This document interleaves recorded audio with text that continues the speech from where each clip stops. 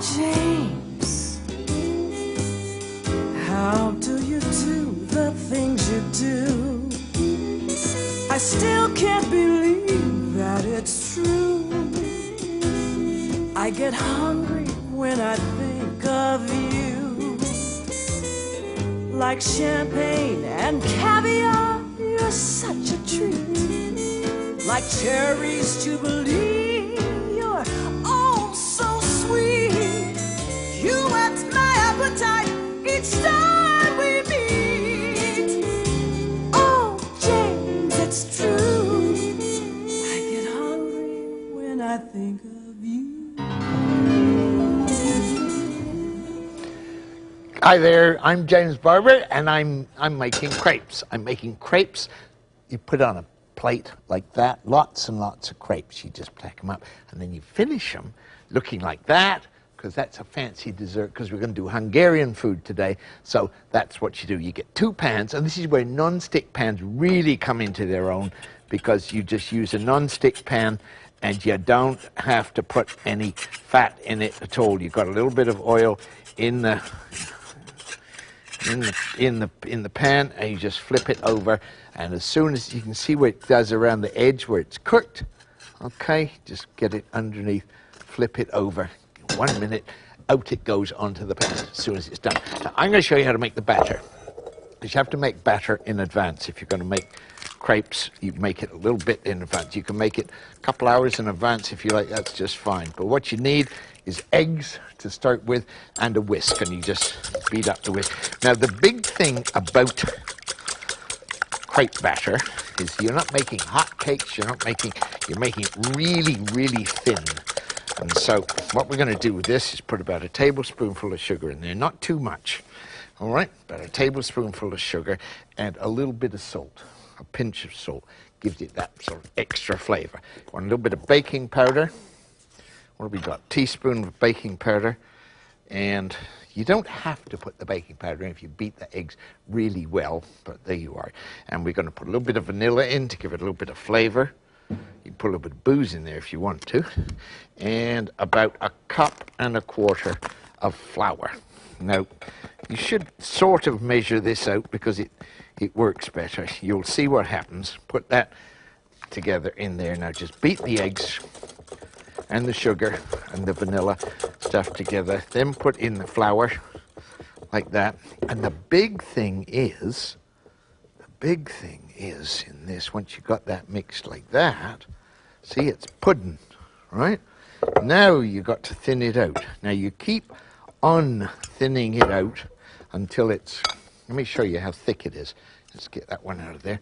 Look, it's so thin, it runs like, now watch, I'll swish it around there like that. As I say, this is really a great thing for a non-stick pan. That's how you do that. It'll be really thin. So just put this in there and keep on going until it's enough milk, until it's really thin, like thin cream. And then you just let it sit, a bit more in there, and let it sit until you're ready to use it. So I'm going to put that over there now. And while I'm doing that, you've seen what we're doing here. I'll just flip that one out onto there. I've got a bit overdone. Never mind if it gets overdone. This is the secret. You turn it over so nobody can see. All right? That's how you do that. So now, let's make Hungarian show. Let's make some soup. Everybody associates Hungarian food with big red goulashes and borscht. Let's make a nice, gentle, nice, light little soup. Let's get some apples, right, and a saucepan. Let's take this out of the way for a minute. I'll just put that there. And crank up the stove. And we get some apples. Any kind of apples will do, but the more flavorful ones, the better. Right? 1 apple, 2 apples. Now you can peel them, or you can not peel them. But let's do it with 3 or 4 apples. Depends how big they are. Just push the core out of the middle like that. Right, that'll do. Now, cut them in half so you can handle them, so they won't roll about, and then just cut them up. Cut them up one way,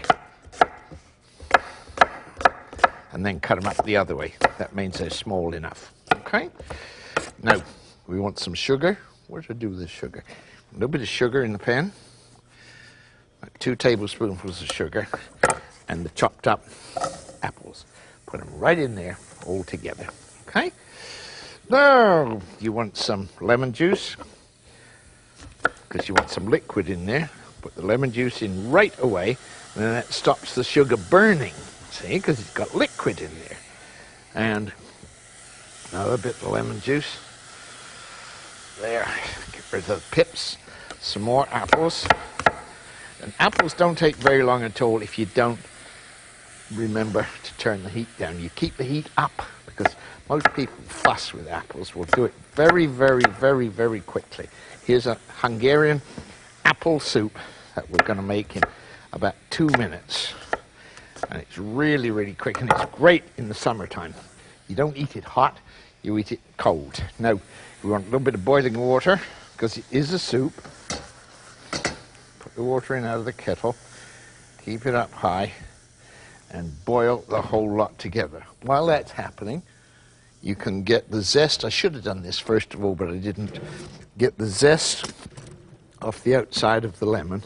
See, it's much easier if you do it when the lemon's filled. So this is how not to do things. All right?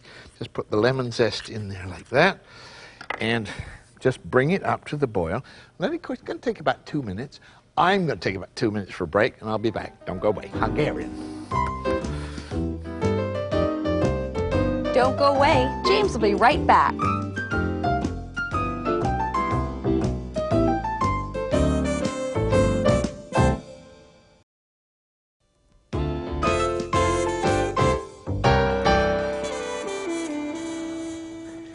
Still Hungarian, still James Barber. I'm not Julia Child, okay? Apple soup. And now we're going to finish. We see the apples have boiled down. You made applesauce.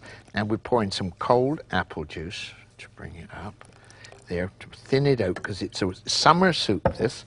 Turn off the heat, and we'll put the bits of, you remember the lemon zest that we talked about? We'll put that on top of it. And we're going to put a little bit of paprika on top of it, like that. And I'm going to just bung it in the freezer to cool right down, okay? This is the quickest way to do it. There's another way to do it, which is to put ice cubes, not ice cubes, but frozen chicken stock cubes in there, and you've got a really great chickeny sort of first course soup. Otherwise, this is dessert. Now, let's make a quick dish, Hungarian. Again, this is a wedding dish, and it's got no beef in it. No beef at all. It's a nice dish. It's made out of chicken. All right. So 1 chicken, 1 fry pan, and 1 chicken breast. Let's imagine that there's 2 people getting married. It's very difficult for 1 person to get married, so we'll have 2 chicken breasts. All right. And a little tiny bit of oil, in there in the pan. As soon as the pan's hot, okay, slids the oil around. The hotter the pan, see, the more the oil will run. See how that oil is running about in there? See it? Because it's hot. And in goes, let's take that tenderloin out of there. Put in there. That's the chicken tenderloin. That's the bit they sell for vast amounts of money. That'll cook very quickly because it's very tender. Just put that in there for a minute, and we'll just let it cook. Now, there's fancy things to go in with this. Raisins, or sultanas, or currants, call them what you like, but put them in with the chicken. And push them, scrape them off the top of the chicken, because you want them to cook. You want them to plump up a little bit. You want them to get the sugar coming out of them and making things very sweet in there. All right? Just like that. So put that in there and break up the lumps. The lumps will break up on their own in a minute, but we ought to do it. Oh my, I should get complaints. Break up the lumps of there, currants and things in there. We've got that. Right, now the tenderloins will go in there in a little minute. We're just going to let that cook until this side is done. All right? Just turn it over till it's just coloured on the outside. Stir it all around, and all we got in there right now, you got this in the cupboard. You know, you got currants and raisins and stuff in the cupboard, so just stir it all around until you can see everything start to glisten. Normally you don't mess about with food, you just put it in there, but when you've got lots of little things, you want all the flavours to get on all the surfaces. That way lies good stuff to eat. Right, now they're going. We want a little bit of paprika, because that's the essence of all good Hungarian cooking. We're going to put a little bit of paprika on the top of the chicken and just let it cook in there. Now, paprika comes in lots of varieties. There's good stuff and there's bad stuff. Normally, the expensive stuff is better, same with most spices, and you want stuff that really has got that colour to it. And sometimes they thin it out with stuff that isn't really very nice. Okay, now look. That's just cooking together and all starting to go great. Now we start to make a sauce for it. All right? We want a little bit of sugar. Let's not put sugar in because the currants are sweet enough already. And we want to put in a little bit of red wine. Right?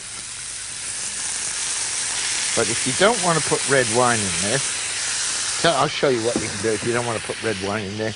Why don't you put some apple juice or some cranberry juice? I've got some cranberry juice here. Just going to make a sauce, right? So put any kind of juice in there, not orange juice. You want something that's got a little pungency to it. So that's making the sauce, and that's stopped everything burning. But see what the colour is starting to happen in there, because we got the sugar going in there. Now we'll turn that over. Turn it over. There. Scrape those little currants off there like that, and that can cook. All right, we want a little bit of vinegar, a little tiny bit of vinegar, because we've got a wet sweet stuff in there, so we want the sweet and the sour, and then all the grandmas can rhapsodize and say, oh, sweet and sour, that's just how marriage is. You have to take the ups with the downs. That's what I remember. And yeah, I go on and on. That's what weddings are for. Weddings and Christmas and all those festivals. Now boil the daylights out of it. A little bit of sugar, a little bit of salt, because you need the salt as well as the sweetness, and you need the bitterness of the vinegar as well as that. And you just cook it now and let it cook down. All right. Now it's time to put in the little tenderloins, because we just happen to have them around and they won't take so long to cook. And there's nothing worse than overcooked chicken. It tastes like cardboard. So this is a good 6-7 minute dish, this one. All right, and there we are. Now, we've got a little bit of dill that we're going to put in there as well, and that's it. Now, while we're talking about dill, and that's got to cook, okay, I am going to see if I can find it. This is one of my favourite things in Hungarian food. Get a cucumber and grate it. And on the coarse side of the grater. Right, put it in a tea towel, a clean one, and wring it out. Now look, see how much juice comes out of it? Look, just want to show you. All right, that's all spare juice. Now you take that cucumber, put it in a bowl on a plate, mix it with sour cream, a little bit of dill, a little bit of paprika. I'll be back in 2 minutes. We'll have this ready and this ready, okay? James will be back in 2 minutes. Stay tuned.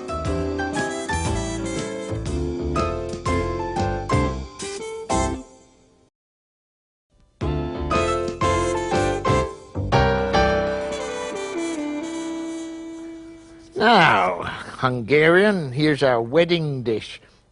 Just in case you're getting married, I'm slicing up a lemon. I'm going to take this chicken, which is cooked in a bit of apple juice, and all these raisins. Going to take this out of the pan here. There's the tenderloins. You could make jokes about that, say, may all your troubles be little ones. You know the wedding jokes, the standard things, all right? No, we'll put that back in the pan, crank up the heat, and make this great sauce for it. How do you make a great sauce? Well, in proper kitchens, they call it deglazing the pan. All you do is pour wine or something in there to wash all the good stuff out of it and boil it down. So I'm just going to boil that down, and then we'll have the sauce ready to do that. Now, remember the soup? All right, the soup is chilling or chilled in the freezer. We just take this, get a bowl for it, put the bowl there, pour out the cold, cold apple soup with all those little shreds of egg in there, and we stir into it some sour cream or some whipping cream. I like whipping cream, and watch, you put it in, you let it be in a cloud in the middle. You let it sit like that, and you maybe put a little bit of dill on the top of it, and everybody thinks you're enormously clever. Here's our sauce for the chicken. That's the red wine boiled down with the raisins in it. We pour that over the top. See, we put the lemon round the outside so that it would stay looking pretty. That's all right. Okay. Now, let's go back to where we were with our crepes. Remember, we made all these crepes. You make a lot of crepes in advance. Now, to be really Hungarian about this, put the pan on, right? You make a sauce. You just get things ready, all right? You get a little bit of apricot jam, you get a little bit of chocolate, and you get a few walnuts.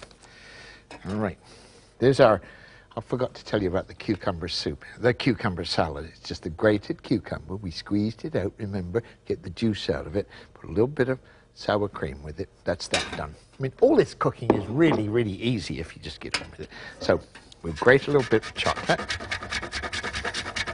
And this is how you do this. You get the chocolate ready, you get the walnuts ready, you get a plate. Let's be dramatic about this. Let's take one plate here to start. You just take your crepe, and if you want to warm it up with butter, that's fine, but if you don't, do it this way. Get the crepe, put a little bit of apricot jam. Apricot jam's a very big deal in Hungary.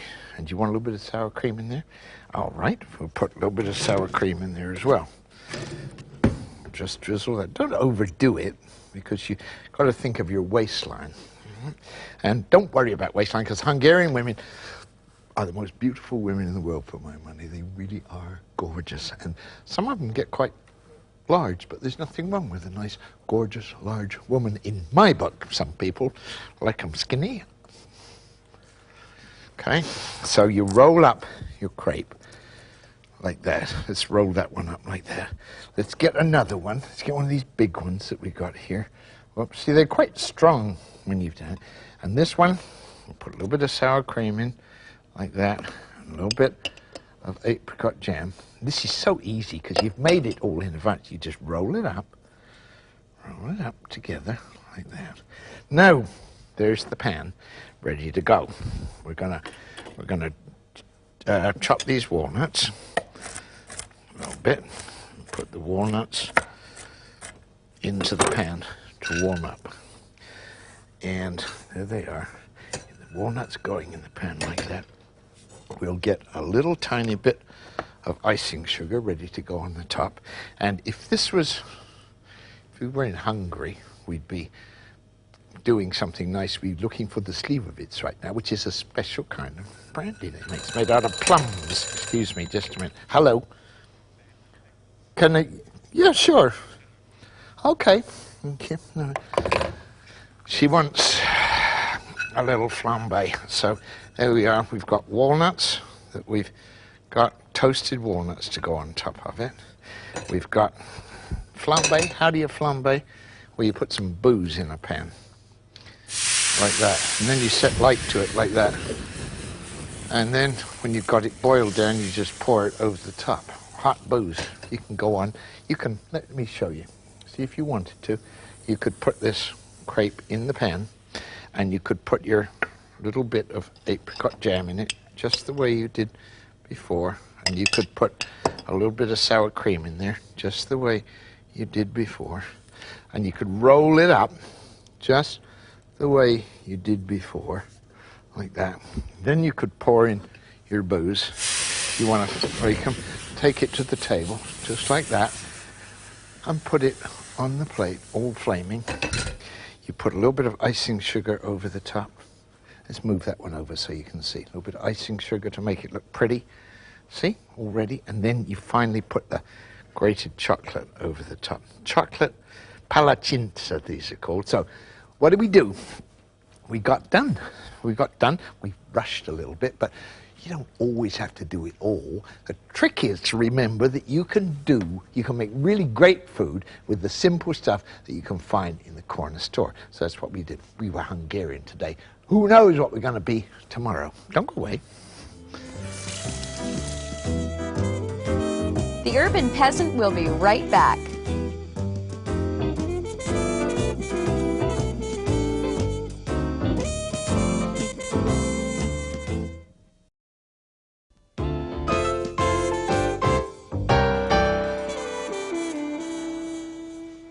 Hungarian food, all right? Easy Hungarian food. We started off making crepes, and the only thing to remember about the crepes is to make the batter really, really thin, and then if you want to do it with booze and fancies and chocolates, that's fine, but if you just want to do it with the kids for breakfast, apricot jam, a little bit of sour cream, that's a great thing too, all right? So that was what we started off with. And we made this chicken dish, the wedding dish, with simple currants and a little bit, we put a little bit of red wine in there, but you don't have to. You put apple juice in there, and there it is, and it's made its own sauce, and it's pretty, and it tastes great.